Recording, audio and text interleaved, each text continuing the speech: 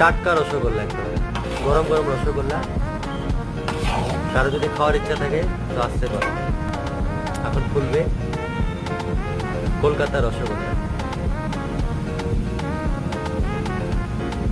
কতক্ষণ লাগবে টাইম? আধা ঘন্টা না, 15-20 মিনিটে খাওয়া যাবে। বেশি গরম খেলে তো জিহ্বা পুড়ে যাবে।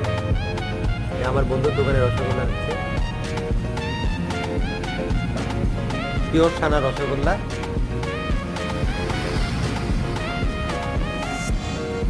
আর সাথে অনেক আইটেম আছে, বেগুনের লাড্ডু,